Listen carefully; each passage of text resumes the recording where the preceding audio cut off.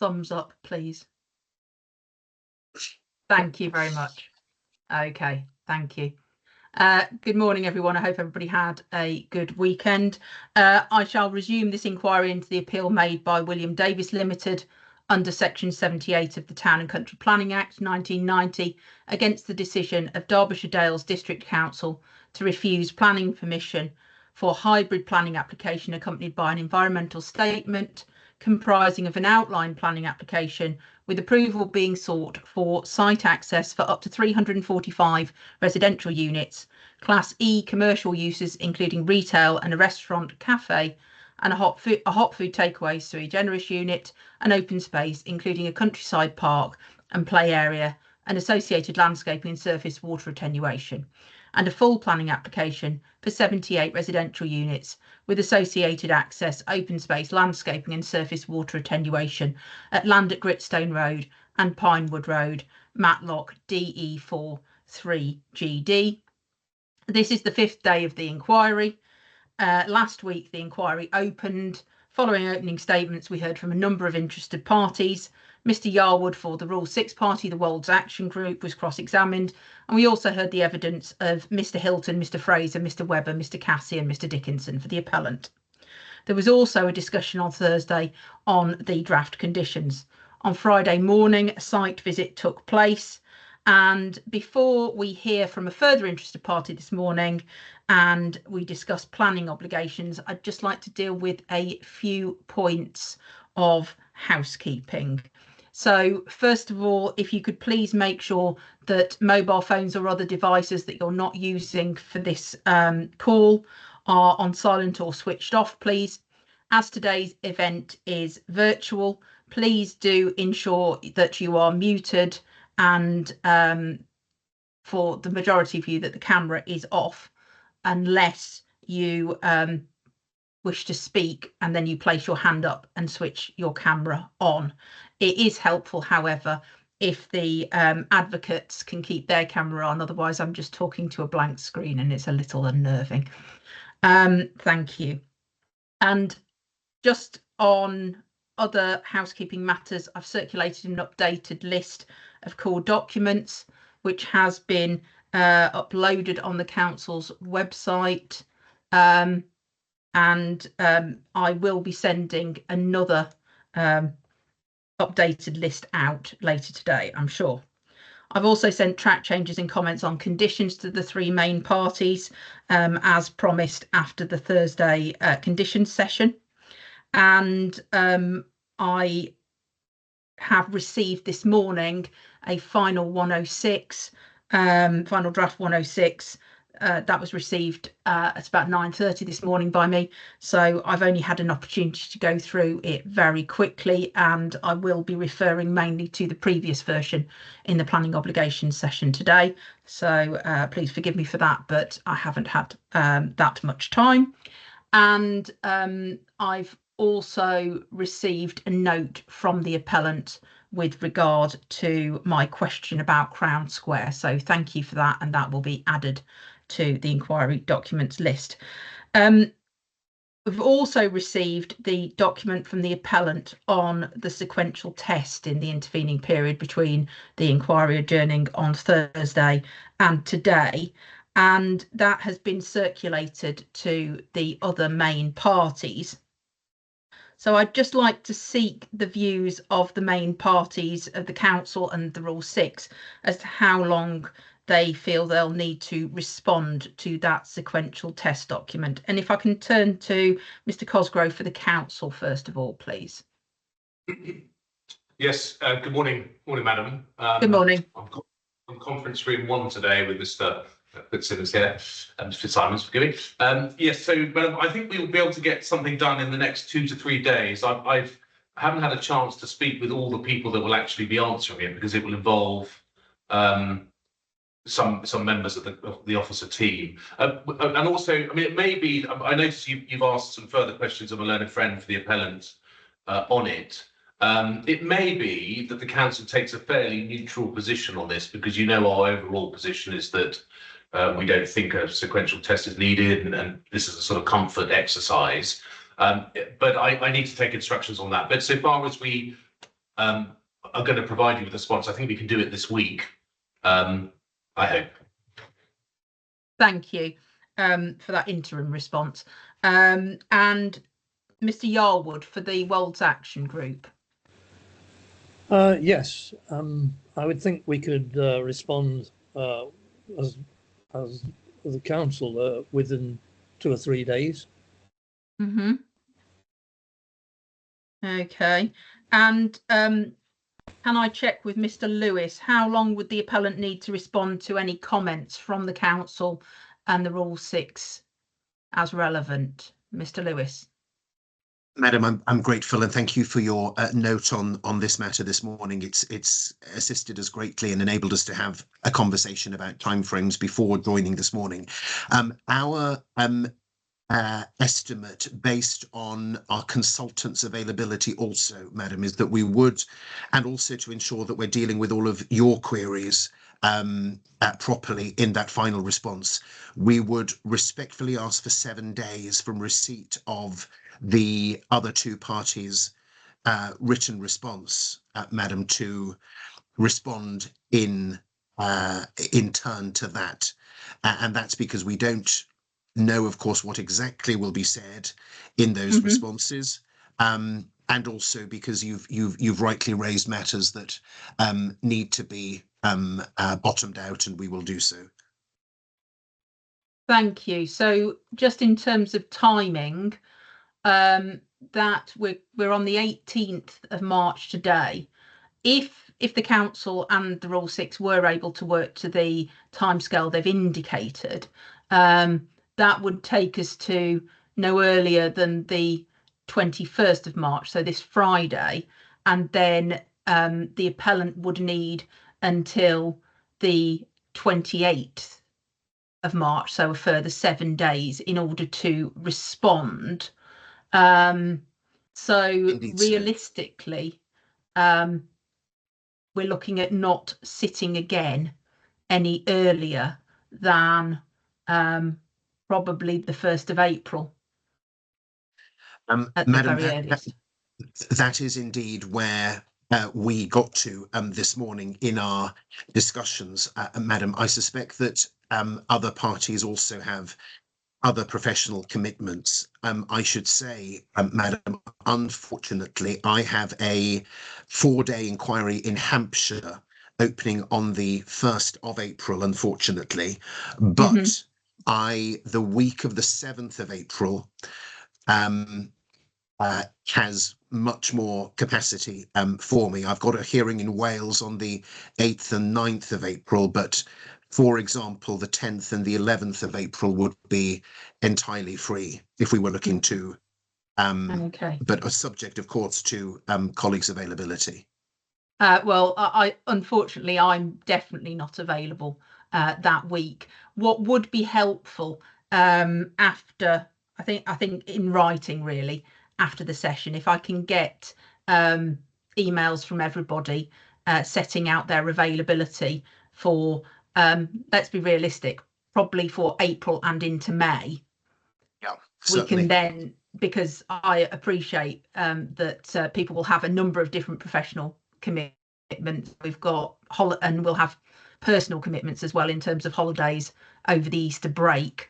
So it would probably be helpful to understand a little bit further. Mr. Cosgrove. Thank you, Madam. Yes, I'm fine with that. Just first of all, on the search, what would you like us to look for a 1-day slot, a 2-day slot? I could just see we're going to do the diaries. That's probably good. That's my first point.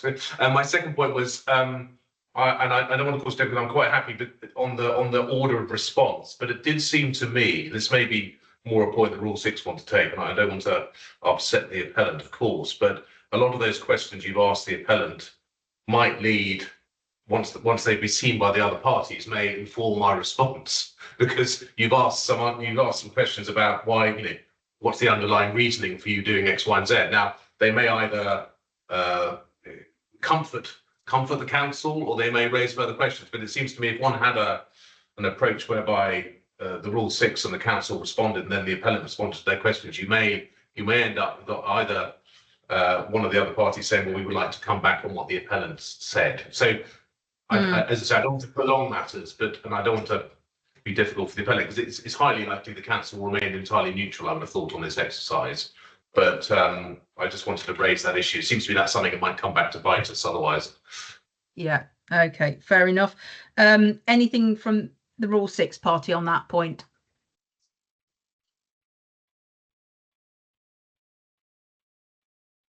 Mr. Yarwood. Well, I tend to agree that it'd be useful to have a reaction to your own points, so that we can, because they actually covered some of the points we would have raised. So it'd be useful to see the appellant's response to your points, and then react to that, if that was acceptable. Mr. Lewis, what's your view on that, and what effect might that have on timings? Madam, we will do whatever will assist you in your decision making and the inquiry. For my part, I saw a certain logic in the sequence that you had identified this morning, Madam, whereby the document, of course, is the first thing to be responded to. That you had then made provision for the two other parties to respond to that document, and then insofar as you also have additional queries of your own that you'd like us to cover, then it made logical sense for us then to deal with all matters raised on that document in our final comments. It might well be, Madam, that because of the time now that will be likely to pass before we're able to regroup for the final sitting, there's likely to be enough time such that when we put in our final response, if either of the other parties felt that they did want to say anything in response to that, it seems to me that there would be an sufficient time for them to be able to request an opportunity to make any such comments, further comments in writing, if they would want to. I can't anticipate that we would want to say anything further beyond that point. So my suggestion would be, Madam, that we stick to your original timetable, but that we recognise that if either of the other parties does want to say anything further on those matters that you've raised, then there will be a window for them to ask for a right to make a further response after we put in our final comments. Mm-hmm. And if I were to take the approach that the council has highlighted, Mr. Lewis, how much time would the appellant consider they needed to respond to the questions that I asked prior to the council and the Rule 6 having that opportunity to respond to everything? I understand. So, Madam, on that, we'd probably request a week, I think, for response to those questions. So we'd be essentially building in an additional stage, wouldn't we, before your original timetable then started, and then we would effectively then have a right to final reply in the same way after the council and so essentially, Madam, for any stages that you would like us to complete, we would ask for 7 days, mainly in view of our consultants' fairly limited availability at the moment, and we just need to make allowance for that. Okay, thank you, Mr. Lewis. That's helpful. Okay, well, unless there's anything further on the kind of permutations of how that might work, I will take that away and think about it.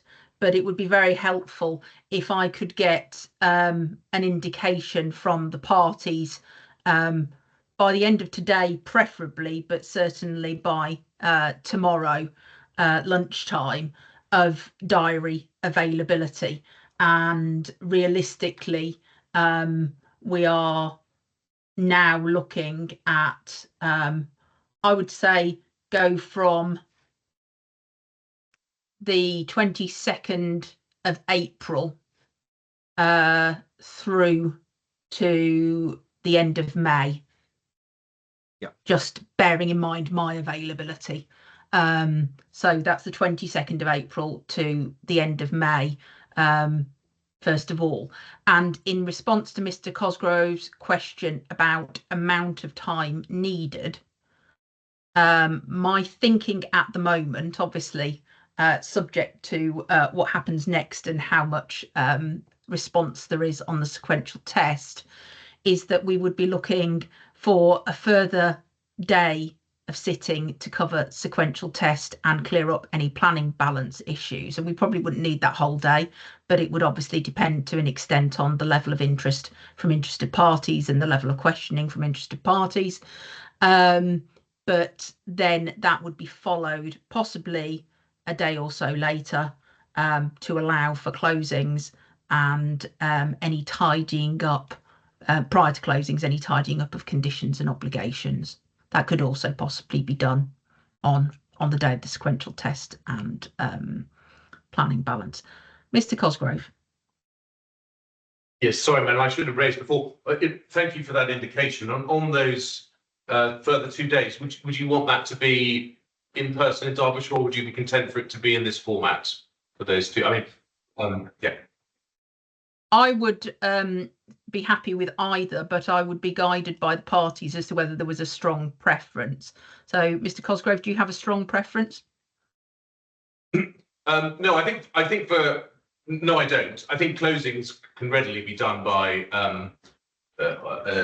online, and I would have thought maybe see how you feel today's gone, but I would have thought both could be done online at that stage. But we're happy, whatever suits you.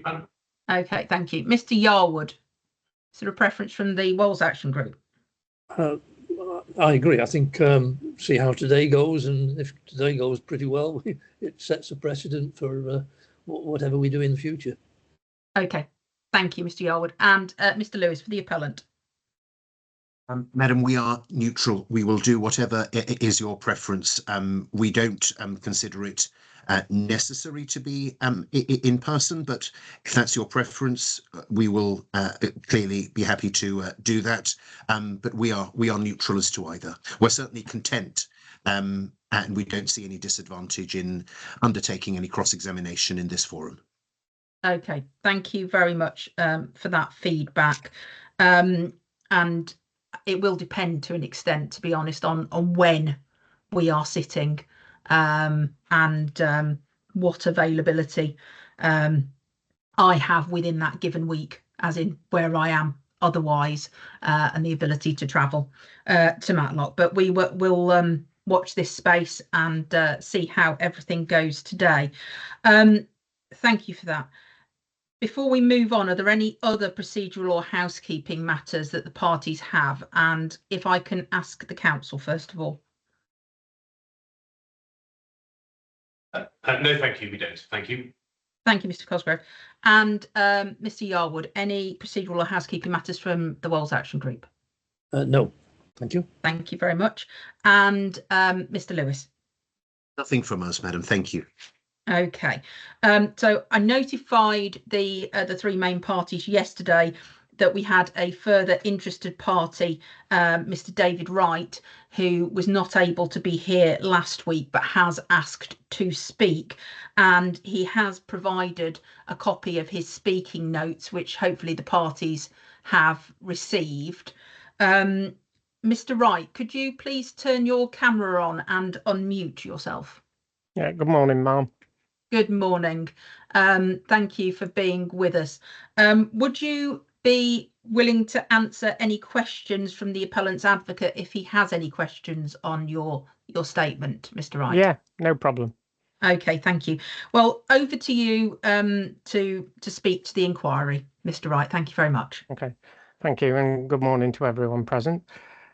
So my statement will be quite brief, as I'm sure everyone has read. I'm just to introduce myself in terms of where I am. I'm a resident on Cavendish Road in Matlock. Live at the top end by the football fields.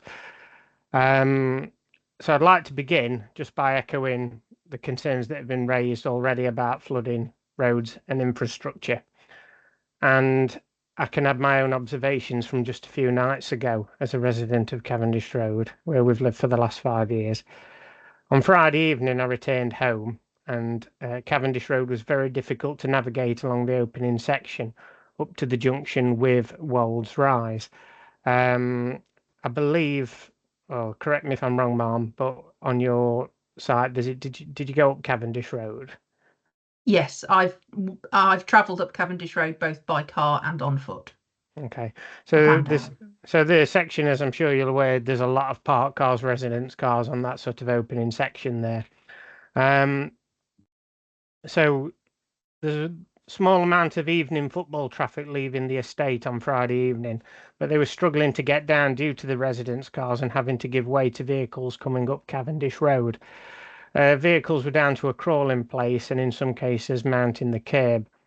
I did capture this on my dash camera and shared it to the local Facebook community groups, which to much dismay and shock by people just seeing the amount of traffic there, because we dread to think really how bad this situation will become should this development be approved, and I hope that is something that is considered as part of the inquiry.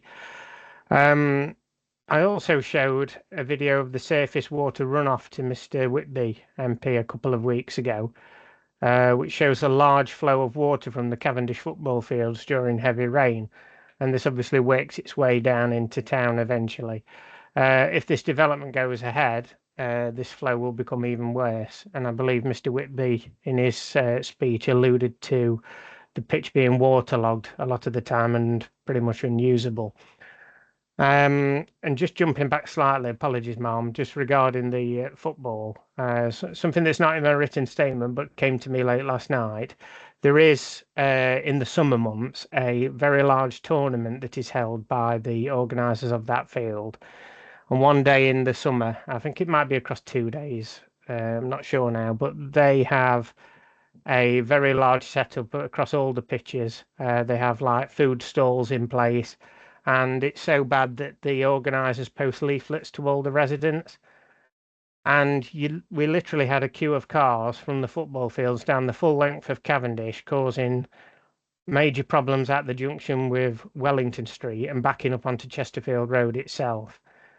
So that maybe give a flavour of the amount of vehicles you'd be looking at once this development is completed that could potentially use Cavendish Road as an access point to the new estate. I'm sure somewhere we may have some photographs or videos if they were required of that kind of traffic problems. So moving on, I believe, in my view, the developer William Davies has come into this situation with its experts in various fields, with a feeling that they could assess the situation and deal with the outcomes comfortably. The inquiry has shown that following the expert cross-examination from Mr. David Ball, there are some shortcomings in the assessments and calculations, and the water from the northern hillside has not been factored into the equations. I do agree with the developer that legally they are not obliged to take certain matters into account, as was pointed out by Mr. Hilton. However, that does not mean that approving the development would be a safe move, nor would it take anything away from the Mark MacDonald report, which made it clear there is a risk to life. Frankly, it gives me as a resident the feeling that the developer does not care once the ball is in the back of the net, so to speak, and can comfortably avoid liability for future problems. I also find it alarming that Mr. Hilton agreed when asked by Mr. Steve Wayne that the four-season analysis would not be something they would do unless concerns were raised. That implies that if local people had not raised such concerns, the developer would have gone wading in without this extra analysis, and we would have been looking at an even bigger disaster. This says to me that the developer has a cavalier attitude to this development and the associated risks. Indeed, Mr. Hilton conceded that if comprehensive risk assessments had been done, they would have been able to engage better conditioning. Finally, something which I find very telling is that the developer is prepared to say that the site is not viable if they had to put social housing in place in addition to their Section 106 commitments. In simple terms, the developer would not be making as much profit as they otherwise would. So what's concerning to me is they're not deterred by flood risk.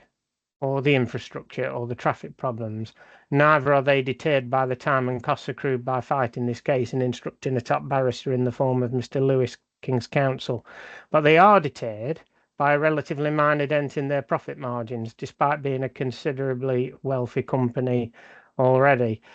I believe, according to Companies House, they have a net profit in the net worth, in the region of £149 million, something along those lines from memory. The reality is there's an outcome that suits both parties, that is to decline this application and instead point William Davis in the direction of brownfield sites. I think this was alluded to by Mr. Whitby, whereby they can still have a development, but one that would be in keeping with the Labour Party manifesto, rather than being one which is high risk and ill-conceived. So that concludes my statement, Ma'am.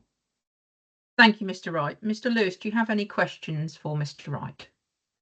No questions for Mr. Wright, Madam. Thank you. We've canvassed, or we consider that we've canvassed the issues raised by Mr. Wright last week. So I thank him for his contribution, but no questions from me this morning. Thank you. Thank you, Mr. Lewis. Thank you, Mr. Wright. You're perfectly welcome to stay in the inquiry and observe for the rest of the session, but I also understand if you have other matters to address today.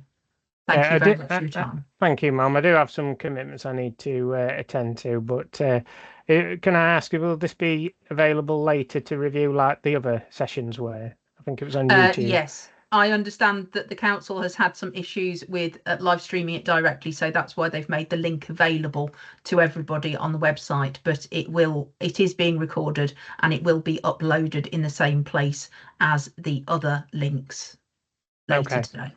That's the expectation. Thank you, Ma'am. Appreciate it. Okay, thank you very much for your time, Mr. Wright. Thank you. Bye-bye. Okay, thank you. So anything further before we move on to the matter of planning obligations at all? No? Okay, so can I just ask first of all who the parties will be fielding today with regard to planning obligations? So it's effectively a roundtable discussion. There is no table. It's all virtual tables today. But if I can ask the council first of all, who will be participating? Yes, thank you, Madam. So in relation to the drafting aspects, the legal sort of structure, Mr. Stuart Evans, who's a solicitor partner at Anthony Collins, he'll be dealing with the legality of it. Insofar as the SIL contributions, Mr. Instone will be dealing with the district's contributions. I understand that Mr. Stephen Buffery will be here. I think he may be online. I haven't met him yet, on behalf of the county to deal with their contributions. And there, as you will see, they've got an updated SIL statement in ID 24.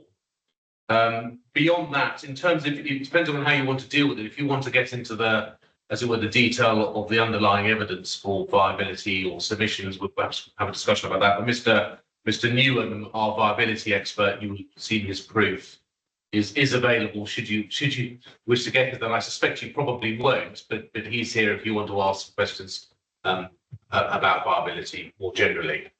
Yes. So that's our key. Thank you. And yes, Mr. Buffery is in the call. Thank you for joining us, and as is Mr. Newham. And I think we've met before some time ago in a local plan examination, but we'll meet again later. Okay, and for the Wolds Action Group, please, Mr. Yarwood. Just me. I'm the sole representative of the Wolds Action Group today. Okay, thank you, Mr. Yarwood. And for the appellant, please. Thank you, Madam. We have Ms. Claire Saffer, that's Claire with an I. She's on the call. She is the solicitor instructed by the appellant, here to deal with drafting matters and also familiar with the SIL contributions that have been sought. We also have Mr. John Dickinson on the call, who, alongside me, if necessary, can assist with the compliance of the contributions with the relevant statutory and policy tests. And we also have Mr. Nigel Simkin on the call. Madam, might have questions in relation to the underlying evidence for viability so far as the appellant is concerned. Mr. Simkin is also on the call. Okay, thank you very much. So just to give everybody a heads up as to how I was proposing to deal with matters. Obviously, I have had through a final draft 106 this morning. So I've been working off a previous version, but it was my intention, first of all, to go through the wording of the legal agreement, just in terms of clearing up any gaps, typographic errors, any queries I might have on the drafting. And then following that, we would go through the contributions one by one. And then after that, we would deal with a few questions I have about affordable housing. Okay. So with that in mind, just turning to the 106, I will get what I'm going to be doing is using screens to either side of me as well as paper. So please forgive me if I'm not looking during the round table. It's just because I'm looking through other documents at the same time. It doesn't mean I'm not listening. Okay, so on what is page 2, we've got reference to a number of title numbers, and I note that I have copies of the maps, the plans that would be associated with those, but do I have copies of those title deeds from the appellant as yet? I don't think I do, Mr. Lewis or Ms. Safa. I don't believe you do, madam, but I can send those through to you. If you could, that would be very helpful, please. So thank you. That's my first point. In terms of going into the definitions, I noticed there's been some changes in terms of the definitions on appeal site and commencement of development. Just in terms of county council contributions, I think there's still a typographic error after special educational needs and disability school places contribution. I think there might have been something else in there before, because you've got an extra semicolon. And then moving on to plans within the definitions, I note now we've got a plan number figure 1.1a site location plan. So that's been corrected, thank you. And then plan 2's been removed. Thank you for that. That covers some of my questions. Then moving on to conditionality in section 5. So that gap has now been filled with clauses 1 to 4, 6, 7, 10 to 18 and 20 to 26. Thank you.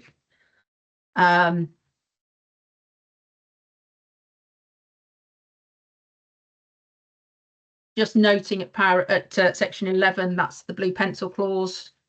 Thanks very much for that.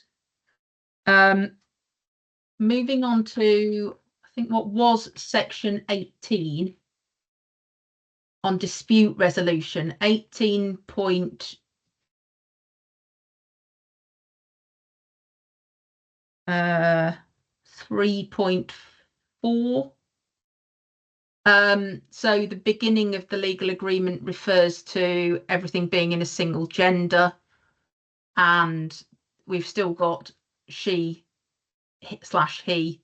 in 18.3.4, but it's not the same as 18.3.5 or as the rest of the agreement, so that might be worth changing, despite the fact that I disagree with the single gender issue, understandably, as I'm always referred to as a man in the legal agreement. But anyway, we are where we are. 19.2. I think it's something that has been removed between the library contribution and the travel plan management fee contribution. Is there something? There seems to be an extra comma there. So I did wonder, Safa, whether there was something missing or it just needed removing. It's thank you for picking that up, Madam. It's the change to the what was referred to as the travel plaque, which is now the bus pass contribution. So thank you for picking up that typographical error. Yeah, okay. And then in terms of counterparts, that was in the earlier draft. That's now been removed completely. So I would be expecting one legal agreement signed by everybody, Ms. Safa. That's correct. The district and the county councils have indicated that they're not prepared to accept counterparts, so I removed that drafting. Okay, thank you for confirming that. Okay, moving on to Schedule 2. So Part 2, Notice of Commencement of Development, paragraph 3, says to give written notice of the commencement date to the District Council's Head of Planning Services, quoting reference number. Which particular reference number is this, Ms. Safa? That should be the planning application reference number, Madam. I'll insert it. Thank you.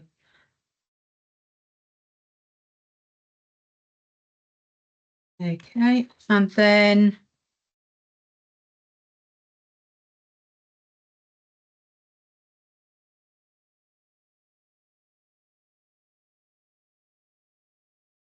just going on to the definitions in the viability review. I will cover that when we get to affordable housing matters. Then we have, so paragraph 10, that's pursuant to paragraphs 5. I just want to clarify, that's 5 and 7 now. Is that the case? So the District Council shall assess the development viability information and any additional development viability information submitted pursuant to paragraphs 5 and 7 of this Part 4. That should be 5 and 9, Madam. Is that 5 and 9? That should be 5 and 9, yeah. Okay, thank you. And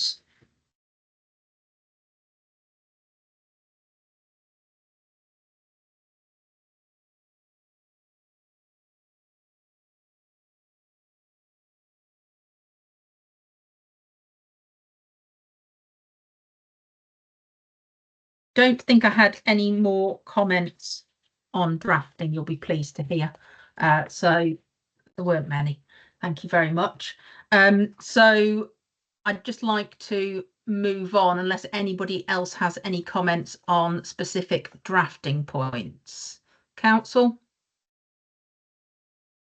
No, thank you. And Mr. Yarwood? No. Okay, so if we could just move on to the specific contributions, please. And if I can ask the council to outline one by one how the following contributions meet the tests set out in the SIL regulations and in paragraph 58 of the framework. So that's necessary to make the development acceptable in planning terms, directly related to the development, and fairly and reasonably related in scale and kind to the development. And I would be grateful if you could also take me through the policy and the timing basis for each contribution. So if we can start first of all with the district council related point, which is the GP practice contributions. So that's 423,000, and that's timed, I believe, as being prior to the commencement of phase 1. Mr. Instone. Thank you, Ma'am. Yes, so the District Council are seeking the contribution of £423,000 to either be used for the extension of Lion Grove Medical Practice or Imperial Road Surgery, which are both located in the centre of Matlock, within a reasonable distance of the site, and the closest surgery is or if an opportunity should become available, an alternative scheme. The policy basis for the contributions is policy DS4 of the local plan. Identifies that policy DS4, which is a site-specific allocation policy, specifically identifies that the allocation should provide contribution to social infrastructure and community services, that being to include the medical centre. The generic policy S10 of the local plan also specifically identifies that new developments should contribute to health and social care facilities. There is also a SPD on developer contributions, which it calculates the quantum of development required for healthcare facilities. That SPD was published in 2000 and just checking, I think 2020 that SPD was published, and it has a formula in it on page 26, just basically working out what those contributions should be based on a formula of average household sizes and populations related to the floor space. Over the following 4 years, the NHS have advised that there has been an increase in build costs from £2,400 per square metre to £5,000 per square metre, echoing the wider inflation in the construction industry. And therefore, there has been an adjustment to that contribution on the advice of the NHS, which is where the 423,000 figure comes from. In terms of the SIL compliance tests, the council have set out the reasons why we consider it SIL compliant within the statement. It's necessary as there's a clear policy basis for providing for GP surgeries within the local plan. It's directly related to development because it's intrinsically linked to the size of the new population, and it's fairly and reasonably related in scale and kind because it's linked to the population increase. There's a SPD of the formula to calculate that need, and the increase in the size of facilities will go to those GP surgeries which are most proximate to the appeal site. And in terms of the timing of prior to commencement of phase 1, what's the rationale for that, Mr. Instone? I suppose the rationale for it is to, that's when the payment is made, and it will take some time for that money to sort of go into a specific project. So I'd say it's allowing enough time for the mitigation and the additional floor space to be created before the new population comes into the dwellings. So because there's clearly going to be a lag time between that money being provided and the facilities coming online. So it's just providing the maximum opportunity to make sure the facilities are in place to meet the needs of the population. Thank you. Any further comments on the GP practice contributions from council or the Rule 6 or anybody else? I fully support, on behalf of WAG, fully support the idea that this contribution should be upfront, and that it's a relevant contribution which should be made. Thank you. Anything further from the appellant? Nothing further that I can see, Madam. No, thank you. Okay, thank you. So thank you very much, Mr. Instone. So if we move on to primary school contributions, so this is towards Castleview School, I understand, and this is contributions of just over £1 million, and that would be 50% delivered at paid at 100 dwellings and 50% at 200 dwellings. So if you could just take me through, Mr. Buffery, the situation there in terms of the tests and the timing basis, please. Yes, thank you, Madam. Yeah, the County Council, I should say, from this development's point of view, we've assessed this plan application on quite a number of occasions since it was first submitted in 2018. So we provided sort of 4 updates on the position with the primary school and secondary school contributions that will be required to mitigate the impacts of this development. So in terms of the primary school contribution, you'll see that there's a process there where we've got quite a robust methodology for assessing the number of school places required for a given development. It's very much based on the number of places at the existing school, assessed against the numbers on roll, and a 5-year projection of what the numbers on roll would be in 5 years' time. And from that, we're able to determine what the additional school place requirement would be for the development. So certainly in terms of the 3 tests, so we're very much governed by the community infrastructure regulations, the National Planning Policy Framework. The County Council has its own adopted developer contributions protocol, last adopted in 2020, but we are going through a review of that at the moment, and local plan policy. So that those 4 are the key elements of how we determine contributions and how they meet the 3 SIL tests. So in terms of the tests, planning policy, SIL regs, National Planning Policy Framework, the local planning policy requires the developer to work with local authorities and the county council to assess and provide necessary school places that arise from the development.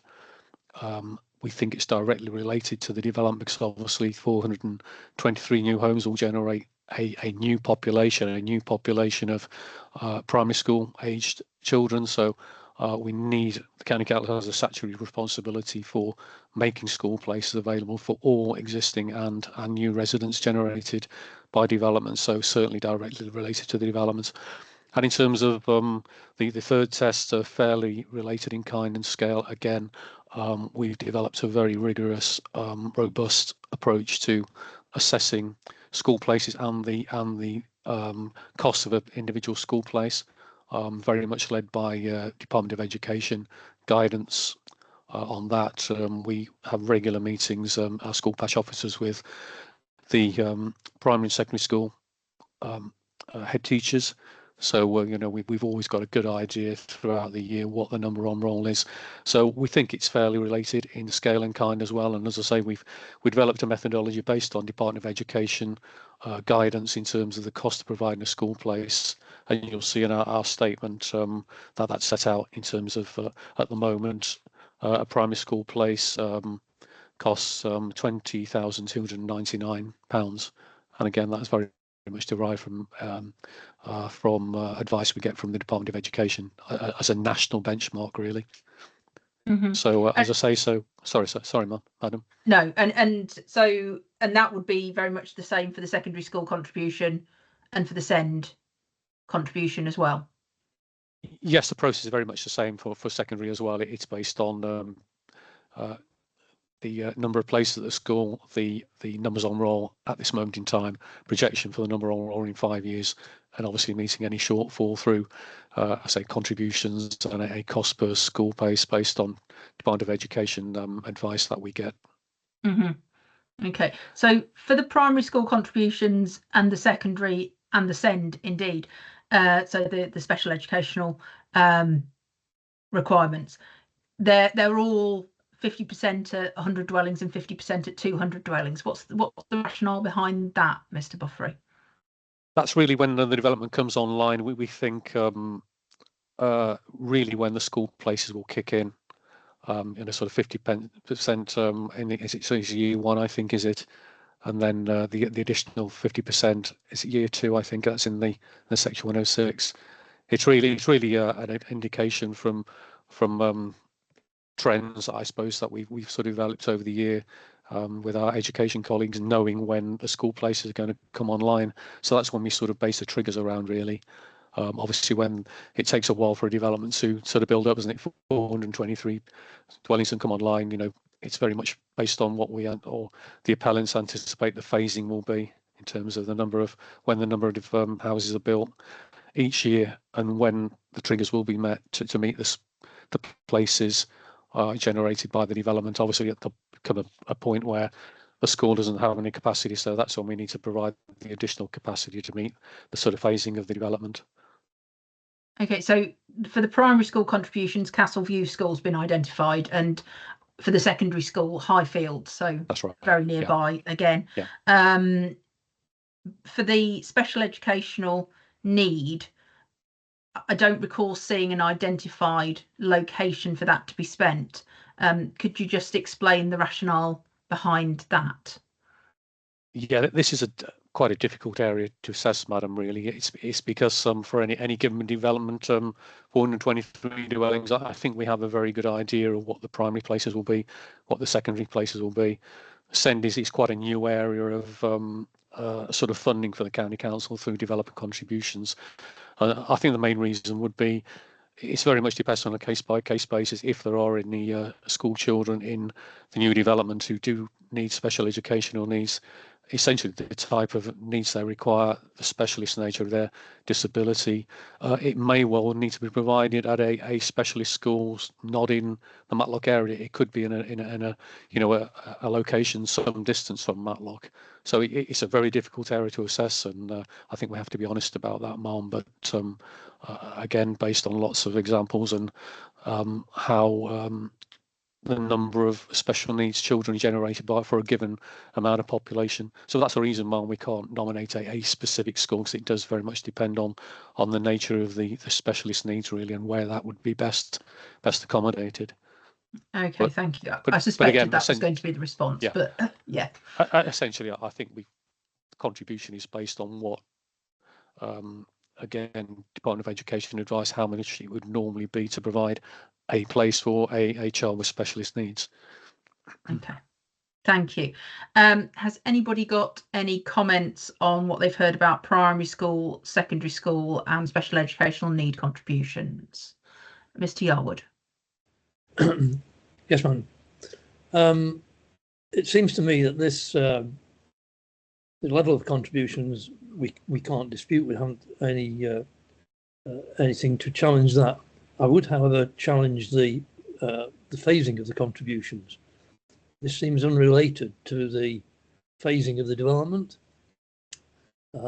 It means that contribution will not be paid till well in advance of the development taking place, when there'll be quite a number of children likely to be resident on the site. It seems to me that there should be at least some upfront contribution and a further contribution before the end of phase one. There's every likelihood, in the circumstances that we see with the phasing as put forward, that contributions will not come forward till very late in the programme of development.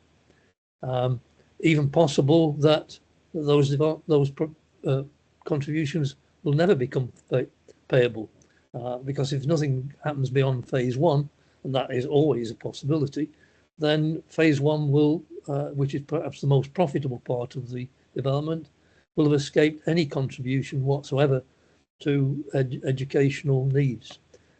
So our view is that there should be at least some contribution up front, and that there should be a further contribution before the end of phase one.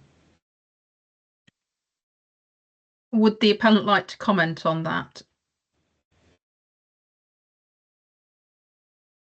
Thank you, Ma'am. We've during the course of the planning application, we did have discussions with via the district council regarding the phasing of contributions for school provision, and reached the proposed phased contributions of 50% on 100 dwellings and 50% on completion of 200 dwellings.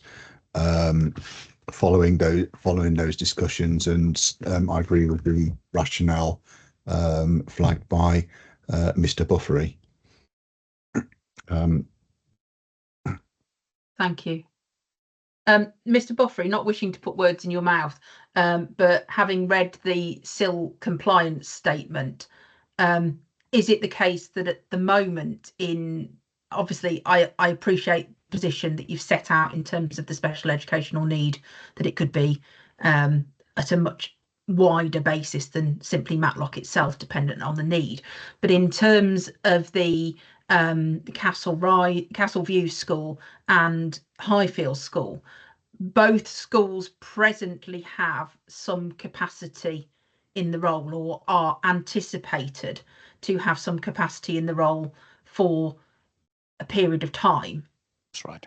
And then it's expected that as the development builds out, that by its very nature, new build development generates a number of families and children will need to go to school, but that there's that initial buffer in effect of the gap in the role at the moment. Is that the case, Mr. Buffery?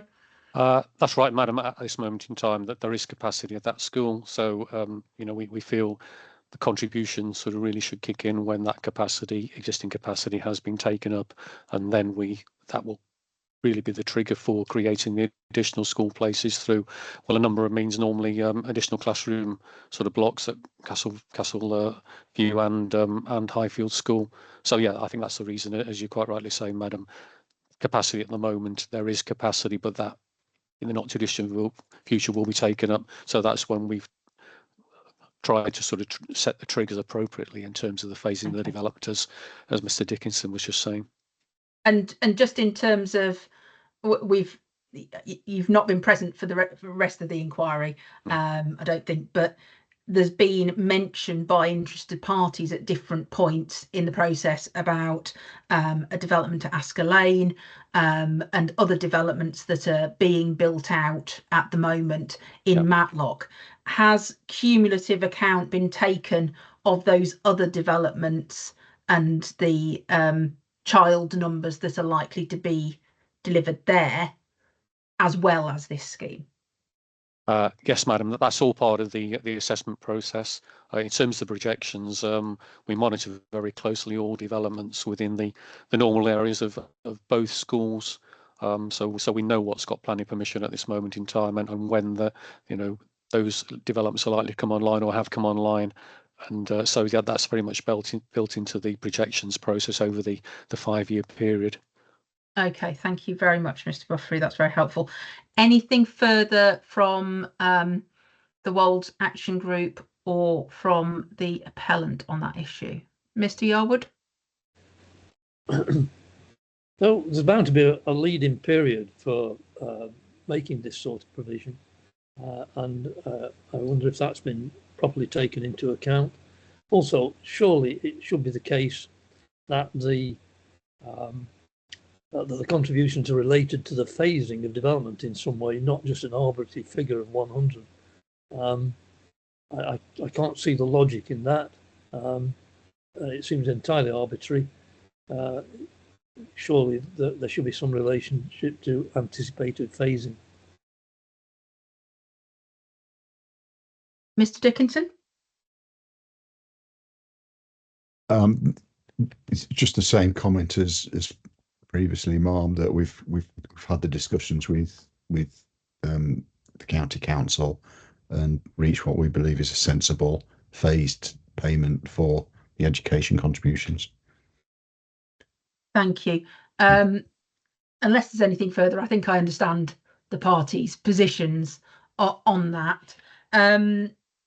Just in terms of the bus contribution, so we've got a bus contribution, I believe that's at First Occupation, to upgrade bus stops and enhance the X17 service.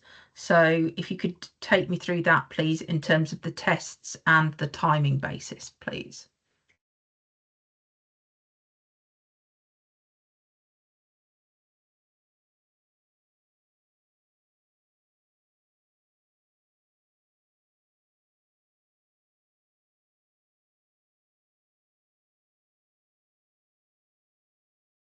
Yeah, sorry, ma'am. All right. Yeah, a number of contributions related to sustainable travel. You see in the county council's statement. So a contribution of 410,000 to be used for upgrading the existing bus stops on Chesterfield Road, Wolves Road Junction, and enhancing the, as you said, ma'am, the X17 service. Again, very much in the context of National Planning Policy Framework, making sure that all types of development are sustainable in terms of being accessible to all modes of travel. So County Council is very much a priority, ensuring that when new developments are built, they are accessible to all modes of transport, trying to reduce the reliance on the car. So contribution requests are very much in that context. And as I say, obviously 423 dwellings. I'm sure through the examination you've already discussed the implications on the highway network generated by the amount of cars are going to be generated by the development. So this is very much seen as a way of offsetting that, to mitigate the impacts of the sort of car travel, try to encourage as many residents in the new development to use more sustainable means for getting to their business of work, getting through their shopping, leisure activities, that sort of thing. So the contributions are very much related to that in mind. So in terms of the test, so again, planning policy, National Planning Policy Framework particularly requires local authorities to make all new developments accessible by alternative modes of transport, particularly public transport. We think the bus contribution is directly related to the development. Obviously, we've got 423 new homes, quite a substantial increase in the population in that part of Matlock. Again, pressure on bus services, the X17, M1 are the main services that serve that development. So certainly pressure on that service to increase capacity on the service and increase its frequency. And again, the off-site contribution requested arrive from the number of household proposed, and therefore the new population that will be generated by the development. So we do feel that the contributions are fairly related in kind and scale to the development, and we do think they're proportionate, and again, all aimed at increasing the sustainability of the site and increasing the use of alternative modes of transport. And in terms of the timing of the contribution, that's that first occupation. Yeah, that's right, man. Through experience, I think really ensuring that as new residents sort of come on stream in that development, these contributions, really getting them the mindset very early on to really be familiar with the alternative modes of transport. They can use public transport to get to work, get to shops, get to facilities. So yeah, again, that's why we would like the contribution up front. So all of the measures as we go through in terms of the bus pass provision, that sort of thing, really can be provided, really right from the start of the development to the inset of the development. So just bearing that in mind, you've got so that's all the contributions. So the area-wide travel planning contribution, the bus contribution, the travel plan management fee, and the travel plan monitoring fee are all first occupation. I do believe that's the case, ma'am. Yes. Yeah.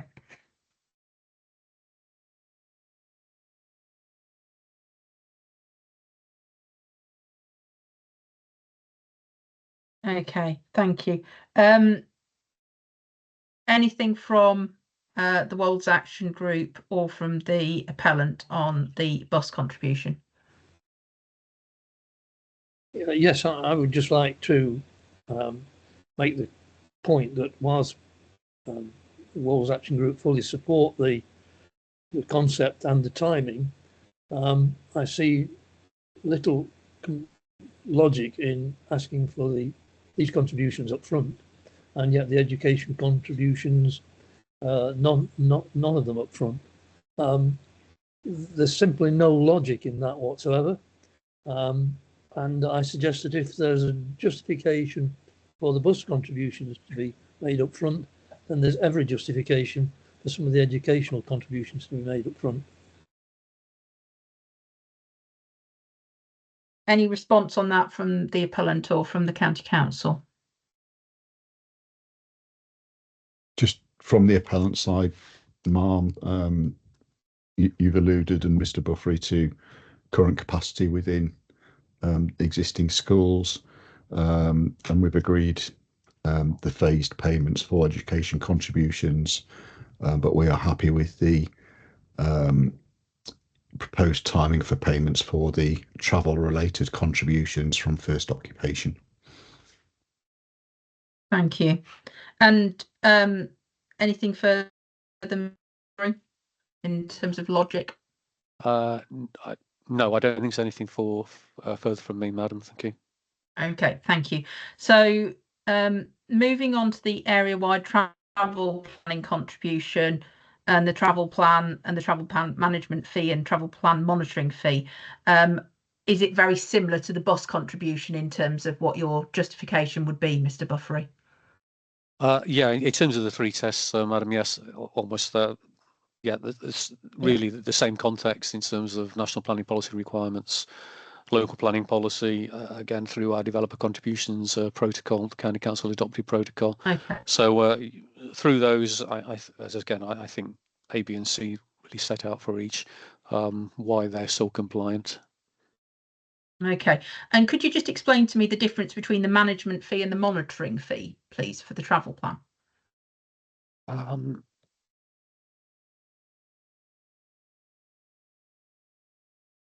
Yeah, I think in terms of management, that's over a 5-year period. That could involve sort of regular contacts with the developers. Often includes sometimes a meeting with the appellant, the developers through the sort of 5-year period. I think the monitoring fee really we apply to developer contributions generally in terms of the county council's role and responsibilities for, let's say for instance, the area-wide travel plan. If any information sent to us from the appellant through that we have to assess through the lifetime of or the 5-year period of the contribution. Okay, thank you. Anything further? Yeah. Yeah, sorry, Mr. Buffery. No, I think that's the difference. You know, the sort of monitoring fee is much more of a technical exercise, whereas the management is more liaison and information sharing, conservation, liaison and direct liaison between the county council and the applicant. Thank you. Anything further on those particular contributions? So that's the area-wide travel planning contribution, the travel plan and bus passes, travel plan management fee, and the monitoring fee. Mr. Yarwood? No, thank you. And anything further from the appellant? No, thank you, ma'am. Okay, thank you. And then we've got the Sandy Lane public right-of-way improvement contribution. So I understand, is that a that's prior to first occupation, Mr. Buffery? Yes, madam, you'll see in the still compliance statement, we've asked for a contribution of £86,204. We've also, as part of that statement, you'll see quite a detailed itemised costing of why we require that contribution. Again, in terms of the three tests, I think the key one, obviously, we've 423 sort of new dwellings, considerably increasing the population in that part of Matlock. Almost certainly going to be an increase in the use of that public right-of-way. So that's why we feel it should be an upfront payment. The county council can use that contribution to improve the public right-of-way. Again, all part of the more sustainable travel aspects of this development, making sure that residents can not only use it as a sort of recreational resource, but can use that right-of-way network again to access for shops, facilities, schools in the local area. So again, in terms of the three tests, we do think it's sort of compliant. Again, very much related to making sure all developments are accessible to all different modes of travel. That includes public transport and walking, cycling. Thank you.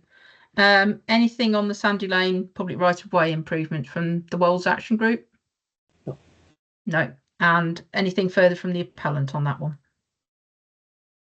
No, thank you, ma'am.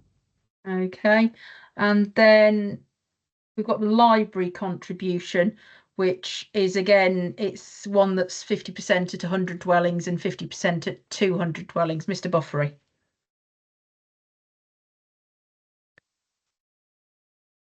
Yes, thanks, Madam. Yes, the contribution there, £29,809. Quite a difficult one. This again, it's an area of developer contributions we've only really sort of been exploring in the last few years, because it's been very difficult in terms of a methodology and a process. Trying to assess what a contribution could be, but you'll see there, obviously, through the various acts, libraries and museums acts, the county council does have a responsibility to provide library provision, access to sort of books and learning for population. So again, it's very much related to the increasing population generated by this development. As you'll probably see, Matlock has got a relatively small, constrained library. So again, it's all to do with increased pressure on that library service.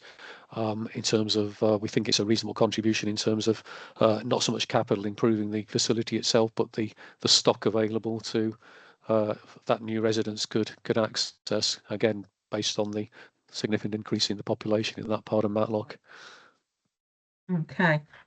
And the trigger points in terms of timing, it's very similar to the school contributions. Is that a tried and tested approach, or is that something that was just specifically chosen for this scheme? Really related to the scheme, library colleagues, we very much sort of guided by the advice they've provided to us on the basis of other types of development, not just here but the rest of Derbyshire. Again, it's a difficult one, this, because, as I say, it's an emerging area of contributions for the county council. So again, trying to set it out in some sort of formulaic methodological processes has not been easy. But as I say, we try to, we think, set a process there, an assessment which we think is reasonable and fair given the nature of the development, Madam. Okay, thank you. Anything on the library contribution from the Wolds Action Group? Just the same point, really, but perhaps even more justifiable here to say that there should be a contribution up front, because this is not related to taking up some spare capacity before the contribution kicks in. It's unrelated to that as far as I can see, and therefore, again, I make the point that if there is to be an improvement in library services to meet the increasing population, then some of that should be up front, and the rest should be related to the phasing of the development, not to some arbitrary figure plucked out of the air. Mr. Dickinson? It's the same point, really, as the school contribution. We've discussed matters with the county council in terms of phased contributions, and Mr. Buffery's alluded to they're taking advice from relevant colleagues within the library service, and therefore we think the proposed phased contributions are appropriate. Thank you. Thank you. Anything further on contributions other than affordable housing? No? Okay.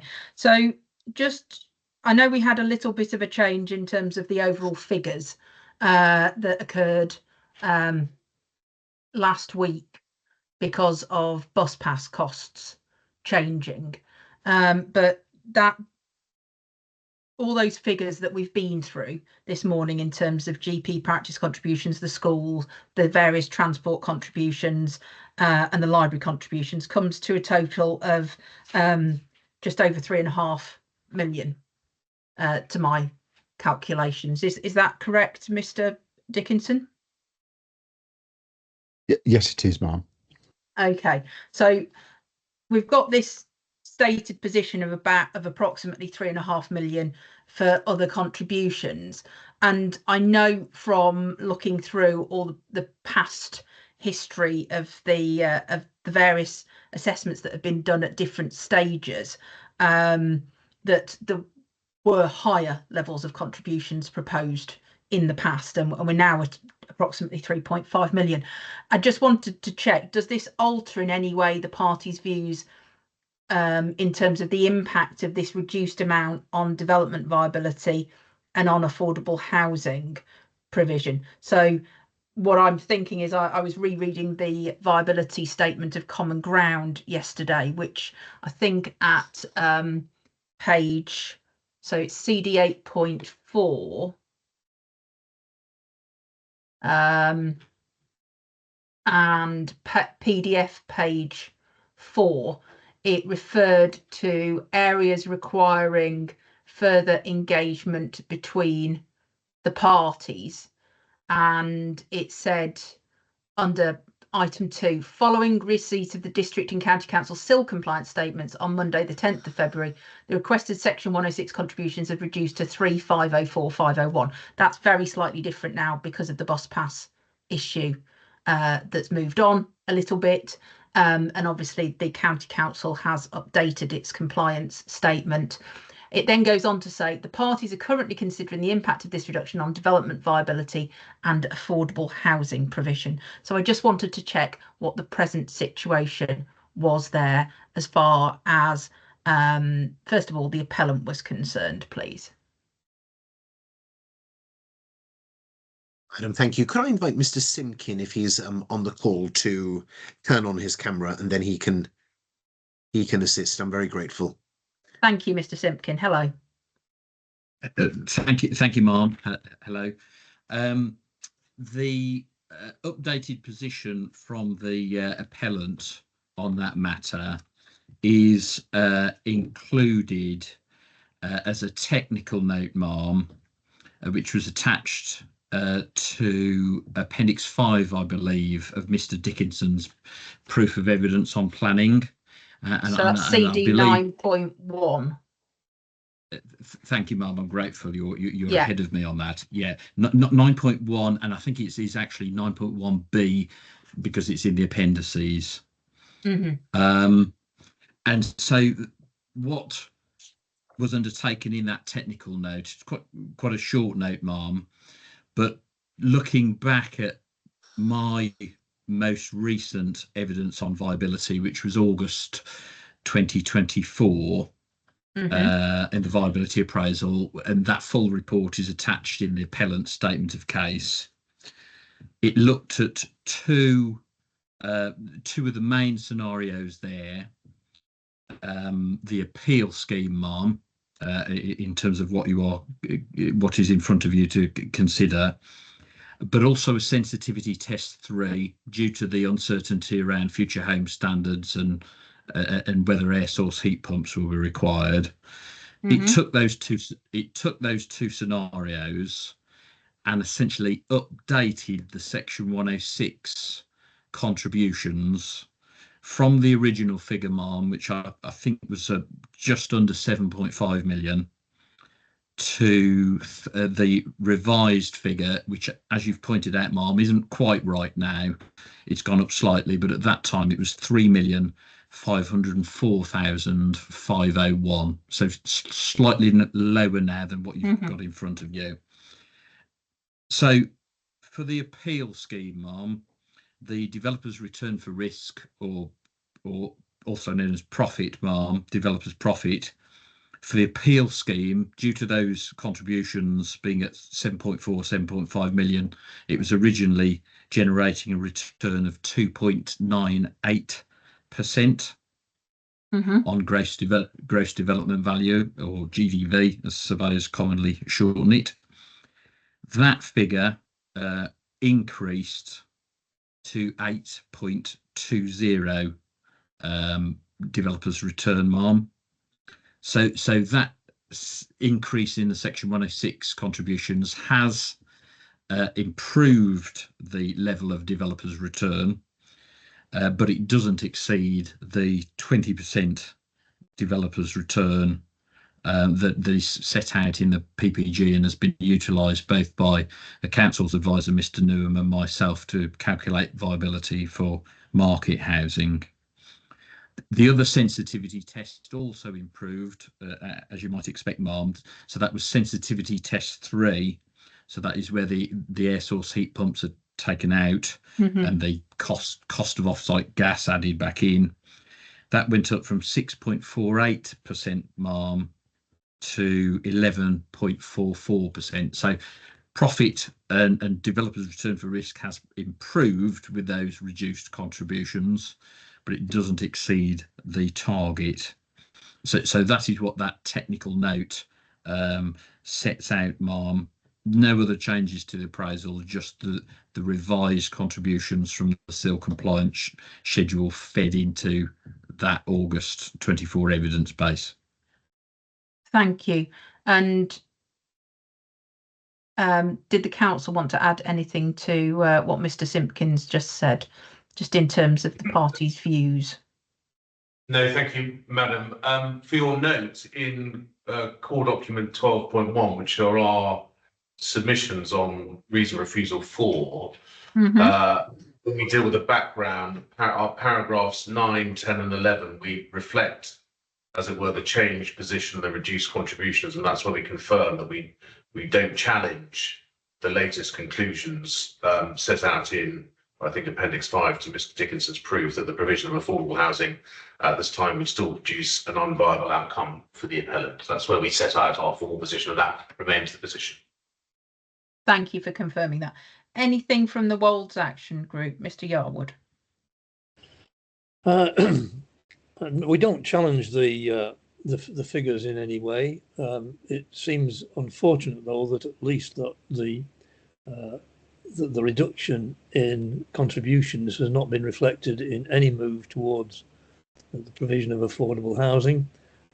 But that is the situation, and on that basis, we maintain that this whole agreement is lacking in provision, and that that justifies a refusal of the application. Well, that's not an issue relative to today's discussion. We have no further comment, really. Okay, thank you. Anything further on that point before we move on to my next question? No? Okay. So can I ask the council, please, to just take me through policy coverage of affordable housing and viability requirements in the local plan, and if there's anything specific about viability clawback in any policy or guidance in the Derbyshire Dales, please? Yes, Madam, I don't know whether you want Mr. Instone to do that or me. And if it's, let me start off in this way. If I start off, Mr. Instone can tell me where I've gone wrong or fill the gaps. Can I take you to?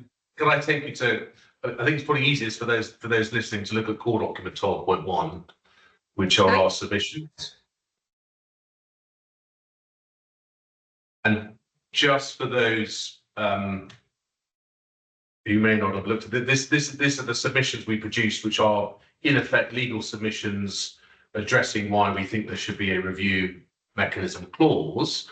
But by way of some of the context, we set out beginning at paragraph 4, little subheading, the development plan, and refer to some provisions. I should say from the outset, the overall position is it's absolutely accepted that you will not find a development plan policy or an SPD that indicates specifically there should be review mechanisms entered into.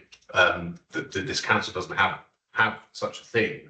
What we have set out in those submissions, beginning at paragraph 4 and going on through to about paragraph 7, on the key development plan provisions that address affordable housing by way of context.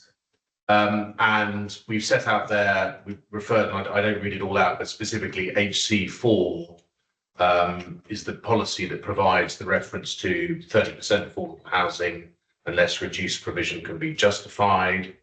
We also, Madam, there refer you to policy S7 at paragraph 6 of those submissions.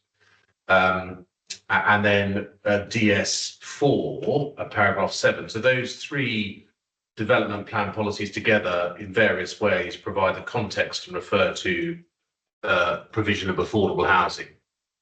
in a general sense. As I say, none of them specifically refer to a review mechanism or not.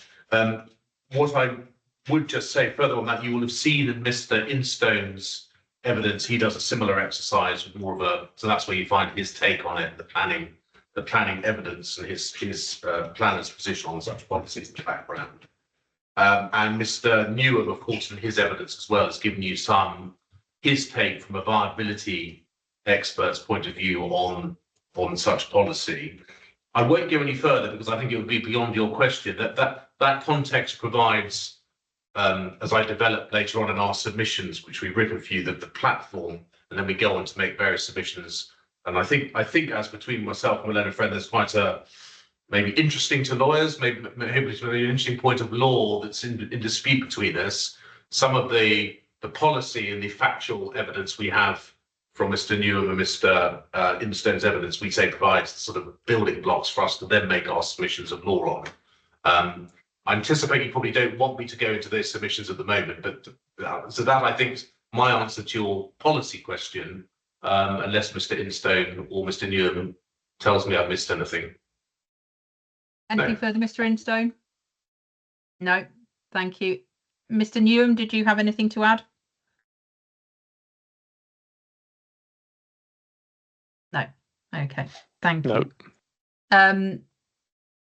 Did the Wolds Action Group have anything they wished to comment on with regard to those questions?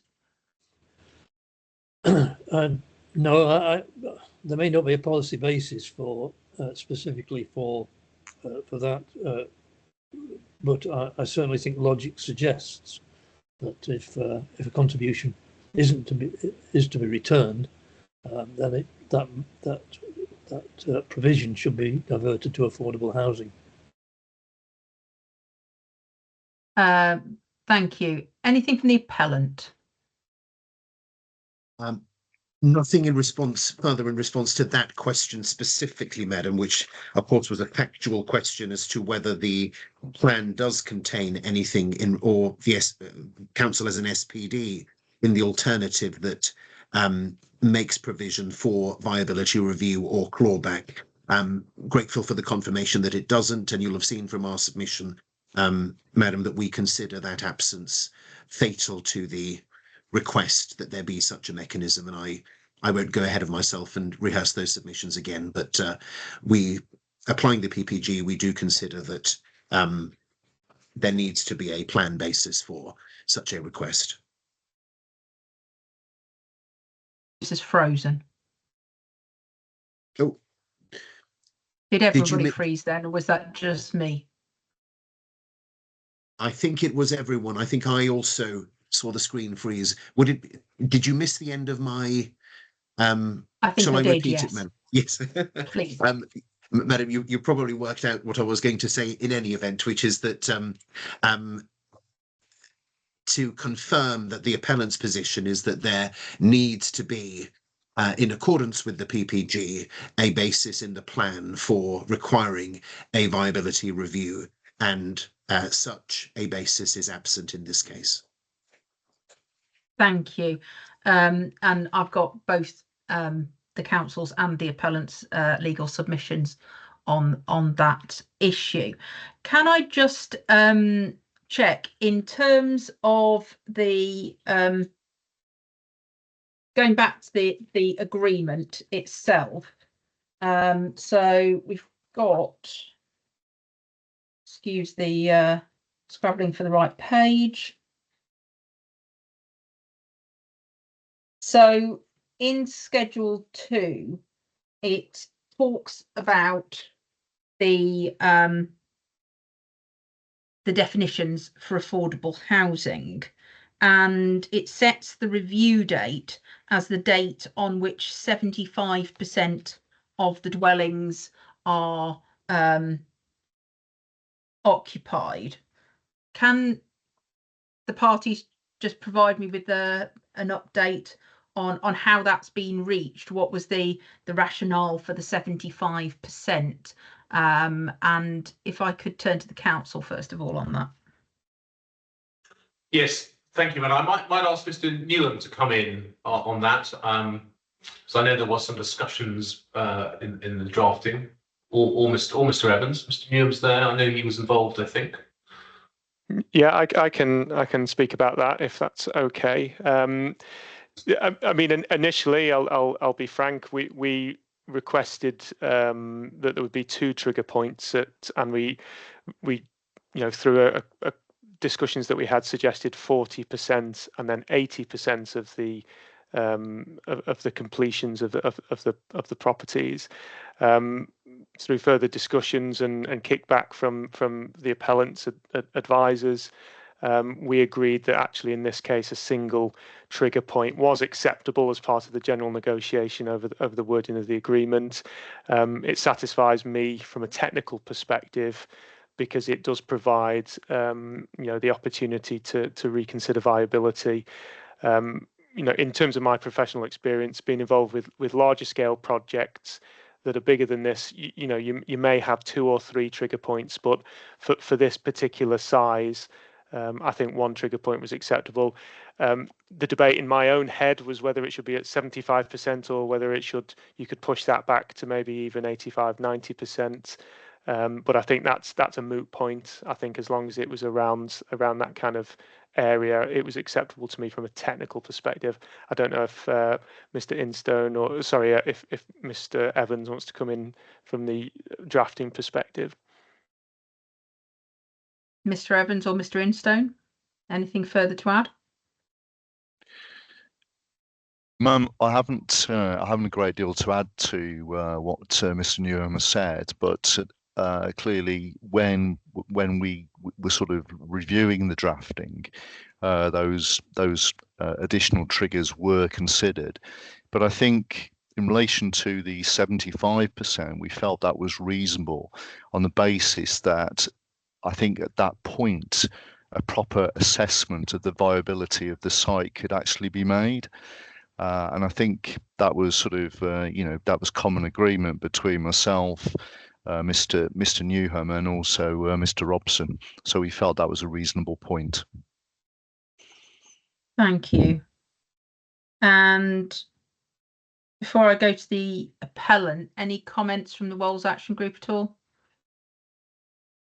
No. Okay. And does the appellant have anything to say with regard to the rationale for the trigger?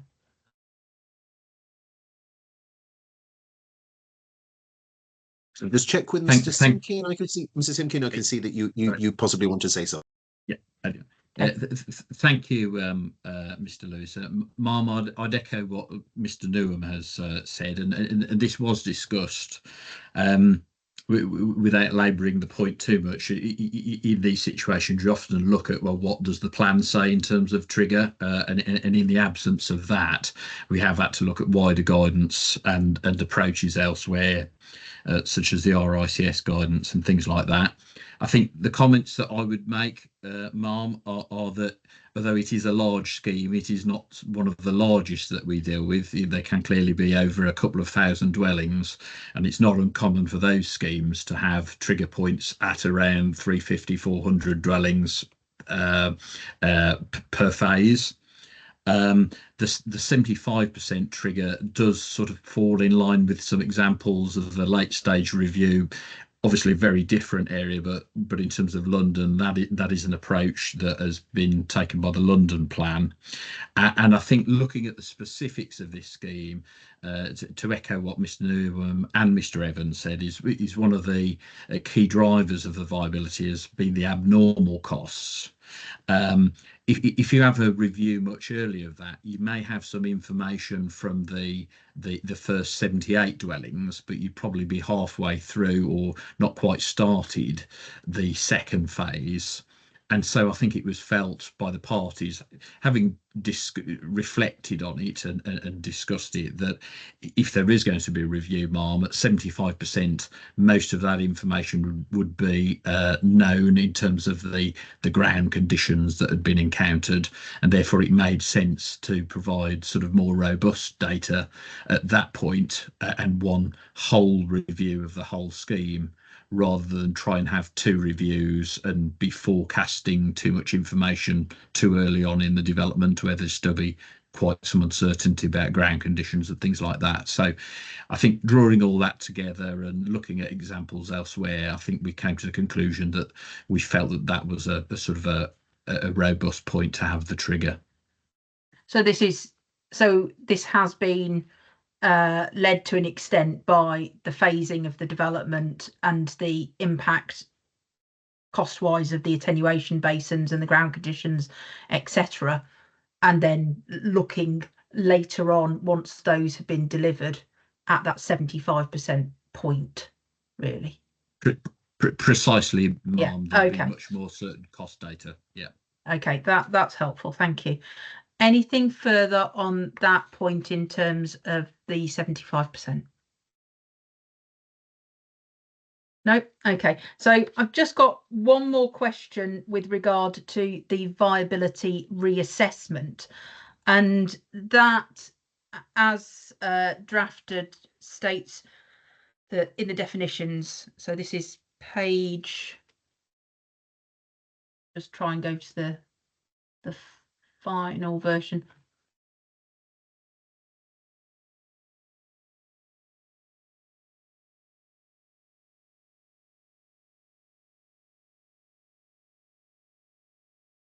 So you've got, this means an update of the assessment of the viability of the whole development to be carried out using a viability model agreed between the owners and the council, such model to be in accordance with the planning practice guidance on viability as is current at the review date, and the following documents published by the RICS, and then it lists out those documents. Can I just check, is it clear what approach will take place if there's some dispute? So if that viability model can't be agreed, and if I can ask the council that first of all, please. Yes. So I let Mr. Evans, do you want to deal with that first of all?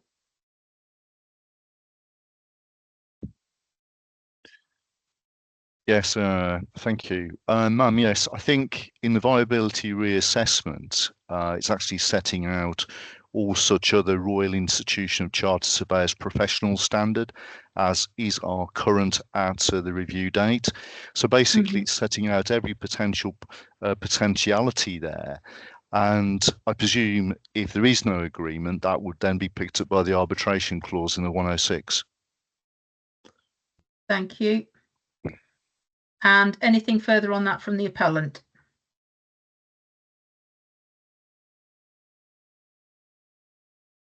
No, Madam. Yes, Ms. Sepper's anticipated. Ms. Sepper, I'm pretty confident I know why you're intervening. I will let you speak. Ms. Saffer. I was going to say I'll stand down and let you speak, Mr. Lewis, but we don't need to dance around. I think if the parties cannot agree on the model to be used, then as Mr. Evans said, there is a dispute resolution clause, and the expert to be identified under that clause is a member of the RICS themselves. So the parties would look to expert determination to help them agree on the model if in the event that they can't agree themselves. Okay, thank you very much for that. Anything further, anything from the Walls Action Group on that point? No. Okay. Is there anything further on the affordable housing and viability issue? No, Madam, on the, I'm sorry, I should put my hand up, forgive me. Mr. Cosgrove. I think Mr. Lewis and I discussed this with, I suspect we're both going to have things to say about each other's legal submissions, but I don't want to speak for Mr. Lewis, but I would have thought the most efficient way would be for us to deal with that in our closing submissions, rather than if you invite lawyers to start making submissions, that would be here all day, I suspect. But if you're content with that, so there will be things to say, but they can be dealt with, for my part at least, in our closing statement. Mr. Lewis was nodding and smiling at the same time, and yes, in agreement that we could go back and forth for many days in terms of responding on submissions. So yes, I would prefer strongly if you could cover any ongoing difference of opinion and concerns about what the other has said in your closings, please. That would be very helpful. Thank you, Mr. Cosgrove and Mr. Lewis. Okay, anything further in terms of procedural matters or housekeeping? Nothing from the appellant, Madam. No, I'm just double checking with my team, and nobody is flagging up anything, I don't think, and I have nothing, so nothing from the appellant side, Madam. Okay, you haven't had a sudden flurry of WhatsApps. No. Okay, great. Okay, Mr. Cosgrove. No, nothing further from us. Thank you very much. Okay, and Mr. Yarwood. No, nothing more from us. Okay, so where I left it this morning in terms of timing is it would be very helpful if you each party could get their availability to me for future sessions on sequential test and planning, and then closings, etc. In due course. I said, I think from the 22nd of April through to the end of May, we were looking at the windows there for availability. And once I've got those, either by the end of today or by 12 noon at the latest tomorrow, please, I will issue an updated programme, suggested updated programme to the three main parties for their views, and we'll go from there in terms of the timing for the sequential test, toing and froing.